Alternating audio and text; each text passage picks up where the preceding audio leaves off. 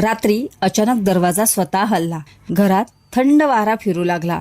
सविताच्या हातातून दिवा खाली पडला. भिंतीवर काळी सावली हळूहळू सरकत होती.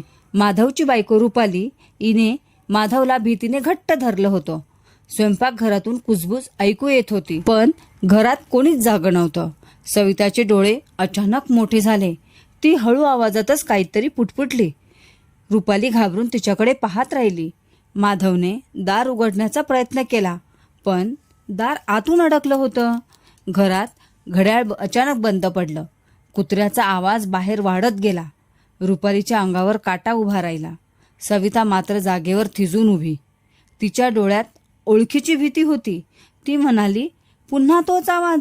माधवने चिडून प्रश्न विचारला आईला, पण सविता शांत खाली बसली. ती जमिनीवर हात फिरवत होती, जणू काहीतरी शोधत होती. रुपालीने दिवा पुन्हा पेटवला. हळूच भिंतीवर विचित्र खुणा दिसत होत्या. त्या खुणा काल तिथे नव्हत्या.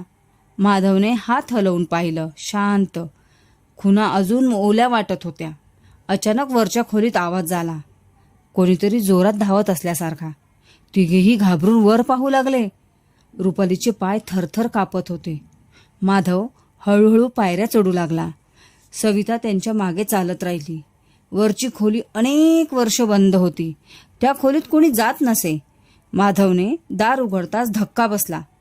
खोलीत धूळ सगळीकडे पसरलेली होती. भिंतींवर जुने फोटो लटकलेले. एका फोटोत लहान मुलगा हसत. त्याच्या हातात लाल रंगाचा चेंडू होता.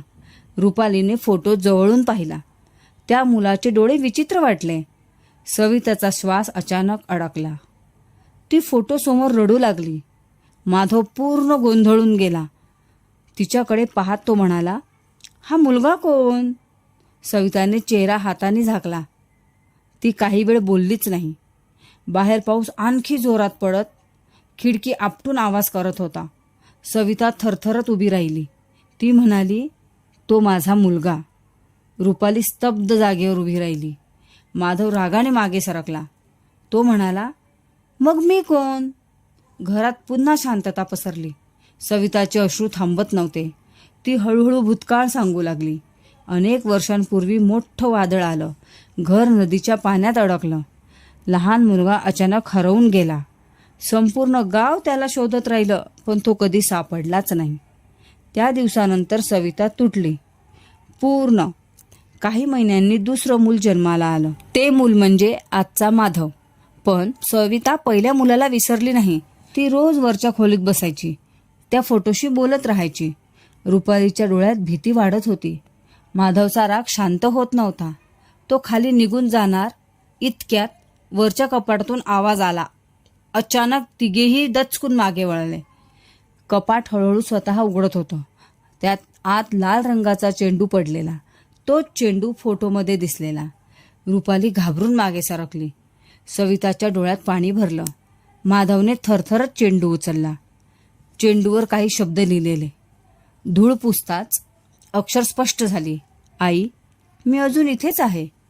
रुपालीच्या हातातून दिवा पुन्हा पडला. संपूर्ण खोली अंधारात बुडाली. खाली स्वयंपाकघरातून हसू ऐकू आलं. ते हसू लहान मुलांसारखं वाटलं. सविता जोरात ओरडत खाली धावली. माधव आणि रुपाली मागे गेले. स्वयंपाकघरात सगळं अस्ताव्यस्त पडलं. भांड्यांवर ओल्या पावलांचे ठसे. जमिनीवर पाणी सगळीकडे सांडलेलं. मध्यभागी लाल चेंडू फिरत होता. माधव घाबरून थांबून पाहत राहिला. सविता चेंडूकडे चालत गेली. हळू. ती म्हणाली, मला माफ कर. रुपालीला काहीच समजत नव्हतं. अचानक दिवे पुन्हा लागले. घरात सगळं क्षणात शांत होऊन गेलं. जमिनीवरील पावलांचे ठसे गायब झाले. पण सविताच्या हातात अचानक एक जुनी ओलसर चिठ्ठी होती. तिने थरथरत ती चिठ्ठी उघडली. हळूच. त्यात फक्त एकच वाक्य लिहिलं होतं, मी परत येणार आहे आई. चिठ्ठी वाचताच सविताचे हात थरथरले. माधवने घाबरून तिच्याकडे पाहिलं. शांत. रुपालीच्या छातीत धडधड वाढत गेली. घरातील हवा अचानक थंड झाली. बाहेर पाऊस आणखी जोरात पडत होता. खिडक्या आपटून विचित्र आवाज करत होता. सविता चिठ्ठी घट्ट पकडून बसली. तिच्या डोळ्यात जुनी भीती परतली. माधवने चिठ्ठी हातातून घेतली. हळूच. अक्षर अजून ओली दिसत होती, जणू आत्ताच कोणीतरी लिहिलेली. रुपालीने थरथरत प्रश्न विचारला, हळूच. ही चिठ्ठी इथे आली कशी? सविता काही क्षण शांत बसली. मग तिने कपाटाकडे बोट दाखवलं. ते कपाट स्वतः हलताना दिसलं. माधव रागाने पुढे चालत गेला. त्याने कपाट जोरात उघडलं. पूर्ण आत फक्त धूळ आणि अंधार. पण एका कोपऱ्यात आवाज आला, लहान मुलांच्या हसण्यासारखा, विचित्र आवाज. रुपाली घाबरून मागे सरकली. सविताच्या डोळ्यात अश्रू चमकले. ती हळू आवाजात पुटपुटली, तो पुन्हा परत आला इथे. माधवचा संयम तिथेच तुटला. अचानक तो जोरात ओरडून बोलला, आई, हे सगळं थांबवा आता, लगेच. घरात कुणीतरी नाही दुसरं. पण त्याच क्षणी दिवे बंद. संपूर्ण घर काळोखात बुडालं. रुपालीने माधवचा हात घट्ट पकडला. वरच्या मजल्यावर पुन्हा पावलं ऐकू आली, कोणीतरी हळूहळू चालत असल्यासारखं. सविता अचानक वर धावू लागली. माधव आणि रुपाली तिच्या मागे गेले. वरची खोली पुन्हा उघडली होती. खिडकीजवळ पडदा जोरात हलत होता. भिंतींवर नवीन खुणा उमटलेल्या. लाल रंगाने काहीतरी लिहिलं. माधवने टॉर्च लावून पाहिलं. भिंतीवर स्पष्ट दिसले, आई, विसरली नाहीस ना? रुपालीचा आवाजच बंद झाला. सविता जोरात रडू लागली. ती भिंतीला हात लावून उभी. माधव पूर्ण हादरून मागे सरकला.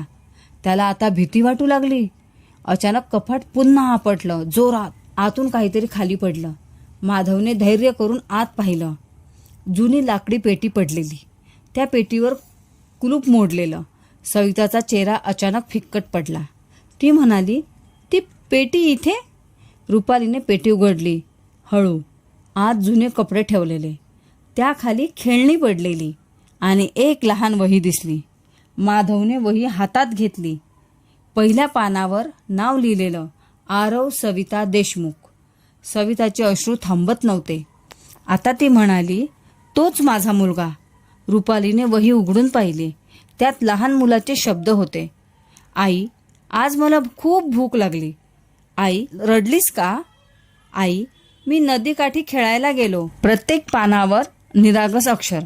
माधव शांत बसून वाचत राहिला. अचानक शेवटचं पान उघडलं. त्या पानावर फक्त एक वाक्य, आई, मला पाण्यात ढकललं कोणीतरी. रुपालीच्या अंगावर काटा उभा राहिला. सविता हादरून खाली बसली. माधवने घाबरून आईकडे पाहिलं. तो म्हणाला, तुम्ही सांगितलं नव्हतं. सविताचा श्वास जोरात वाढला. ती काही बोलू शकत नव्हती. बाहेर विजा चमकू लागल्या. पुन्हा त्याच क्षणी खाली आवाज झाला, जणू भांडी फेकली गेल्यासारखा.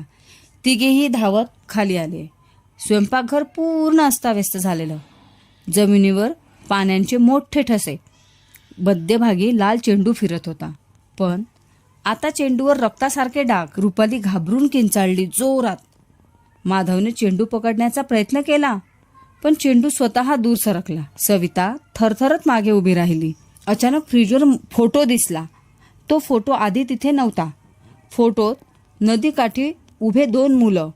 त्यातील एक आरव होता स्पष्ट, पण दुसऱ्या मुलाचा चेहरा फाटलेला. माधवने फोटो हातात घेतला. फोटोच्या मागे तारीख लिहिलेली, आरव हरवलेला दिवस. रुपालीने मागे काहीतरी पाहिलं.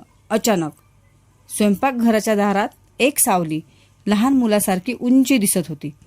सविता थरथरत पुढे चालू लागली. ती म्हणाली, आरव, तू आहेस? सावली काही क्षण स्थिर उभी, मग हळूहळू अंधारात विरघळली. त्याच क्षणी वरच्या खोलीत कोणीतरी जोरात हसू लागलं. माधव धावत वर जाऊ लागला. रुपाली त्याच्या मागे रडत गेली. वर पोहोचताच दार बंद झालं. आतून लहान मुलाचा आवाज पुन्हा आला, आई, यावेळी मी एकटा नाही. माधवचा श्वास जोरात वाढत गेला. त्याने दार उघडण्याचा प्रयत्न केला, पण दार आतून बंद होतं. खोलीतून खेळण्याचा आवाज येत होता, जणू कुणीतरी खेळत बसलेलं. सविताच्या डोळ्यात भीती वाढली. ती हळू आवाजात म्हणाली, आरव, आधी कधी असं बोलला नव्हता. रुपालीच्या अंगावर काटा उभा राहिला. अचानक दार हळूहळू उघडू लागलं. आता पूर्ण अंधार पसरलेला. माधवने टॉर्च आत वळवली. खोली पूर्ण रिकामी दिसत होती, पण जमिनीवर ओले पावलांचे ठसे. ते ठसे खिडकीजवळ जाऊन थांबले. खिडकी स्वतः हलत उघडली. अचानक बाहेर जोराचा वारा घुसला. आत टेबलवरील वही खाली पडली. वहीची पाने वेगाने उलटू लागली. शेवटच्या पानावर नवीन अक्षर, आई, त्याने मला ढकललं होतं. माधवने घाबरून वही पकडली. रुपालीने प्रश्न विचारला थरथरत. तो कोण होता आरवसोबत? सविता अचानक खाली बसली. तिच्या चेहऱ्यावर अपराधीभाव स्पष्ट दिसत होता. ती रडत रडत बोलू लागली. त्या दिवशी नदीकाठी 2 मुलं, आरव आणि शेजारचा मुलगा, दोघे नेहमी एकत्र खेळायचे. पण त्या दिवशी मोठा वाद झाला. आरव रडत घरी परतला होता. त्याने कुणाचं नाव सांगितलं नव्हतं. रात्री पुन्हा तो बाहेर गेला आणि दुसऱ्या दिवशी हरवला कायम. माधव शांत ऐकत उभा राहिला. अचानक त्याच्या डोक्यात वेदना उठली. तो कपाळ धरून खाली बसला. रुपाली घाबरून त्याच्याकडे धावली. माधवच्या डोळ्यासमोर चित्र चमकू लागली. नदीकाठ, पाऊस आणि लहान मुलगा. कोणीतरी जोरात ओरडत होतं, मला ढकलू नकोस आरव. माधव जोरात किंचाळून उठला. सविता आणि रुपाली घाबरल्या दोघी. माधव श्वास घेत म्हणाला, हळू, मला हे सगळं आठवतंय आता. सविता हादरून त्याच्याकडे पाहत राहिली. माधवचे हात थरथरत होते जोरात. तो म्हणाला, मीच तो मुलगा. रुपालीच्या चेहऱ्यावर धक्का स्पष्ट. सविताचे अश्रू थांबत नव्हते. आता माधव हळूहळू भूतकाळ सांगू लागला. लहानपणी त्यांचं नाव वेगळं होतं. तो शेजारच्या घरात राहायचा. आरव त्याचा जवळचा मित्र होता. त्या दिवशी दोघे नदीकाठी गेले. खेळताना मोठं भांडण झालं. अचानक माधवने रागात आरवला ढकललं. आरव पाण्यात बुडून वाहून गेला. घाबरून तो घरी पळून आला. त्याच्या आईवडिलांनी गाव सोडलं. नंतर अपघातात ते दोघं मेले. लहान मुलगा एकटा उरला. सविताने त्याला आश्रमातून आणलं आणि नवीन नाव दिलं, माधव. तिला कधीच सत्य कळलं नाही. रुपाली स्तब्ध उभी राहून ऐकत. सविताचा श्वास अडकून राहिला. ती माधवकडे पाहत रडतच राहिली. माधव जमिनीवर बसून थरथरत. तो म्हणाला, मी त्याला मारलं. अचानक खोलीतील दिवे पुन्हा बंद. लहान मुलाचा आवाज ऐकू आला, तू मला विसरला नाहीस ना? थंड हवा संपूर्ण खोलीभर पसरली. खिडकीजवळ पुन्हा ती सावली उभी. यावेळी स्पष्ट चेहरा दिसत होता. तोच फोटोमधला लहान आरव. सविता रडत त्याच्याकडे चालली. माधव भीतीने मागे सरकत राहिला. आरवची सावली शांत उभी राहिली. त्याच्या डोळ्यात राग दिसत नव्हता. तो फक्त माधवकडे पाहत राहिला. मग हळू आवाजातच बोलला, मी इतकी वर्ष एकटाच होतो. माधवच्या डोळ्यातून अश्रू वाहू लागले. तो खाली बसून रडू लागला. तो म्हणाला, मला माफ कर. मी मुद्दाम असं केलं नव्हतं. संपूर्ण घर अचानक शांत झालं. आरवची सावली हळूहळू जवळ आली. आरव तिच्याकडे पाहून हसला. ते खूप हसू निरागस होतं. रुपालीच्या डोळ्यात पाणी आलं. आरव हळू आवाजातच म्हणाला, आई, मला आता घरी जायचंय. त्या क्षणी जोराचा प्रकाश चमकला. खोलीतील सगळं स्थिर होऊन गेलं. थंड हवा अचानक गायब झाली. आरवची सावली हळूहळू विरघळली. सविता जमिनीवर बसून रडत राहिली. माधव तिच्या मांडीवर डोकं ठेवून पहिल्यांदा लहान मुलांसारखा रडला. रुपाली शांत उभी राहून पाहत. बाहेर पाऊस हळूहळू थांबू लागला. पहाटेचा प्रकाश घरात शिरला. भिंतीवरील सगळ्या खुणा गायब झाल्या. जमिनीवरील पावलांचे ठसेही नाहीसे. फक्त लाल रंगाचा चेंडू उरला. सविताने तो हळू उचलून घेतला. तिने चेंडू छातीशी घट्ट धरला. माधव डोळे मिटून शांत बसला. अनेक वर्षांचं ओझं उतरलं होतं. रुपालीने खिडकी बाहेर पाहिलं. पहिल्यांदा घर शांत वाटत होतं आणि वरच्या खोलीतून हलकासा आवाज, जणू एखादं मूल हसत होतं. जर असेच व्हिडिओ आपल्याला बघायचे असतील तर आपल्या चॅनलला लाईक करा, सबस्क्राईब करा आणि हो, बेल आयकॉनला क्लिक करायला विसरू नका. थँक्यू.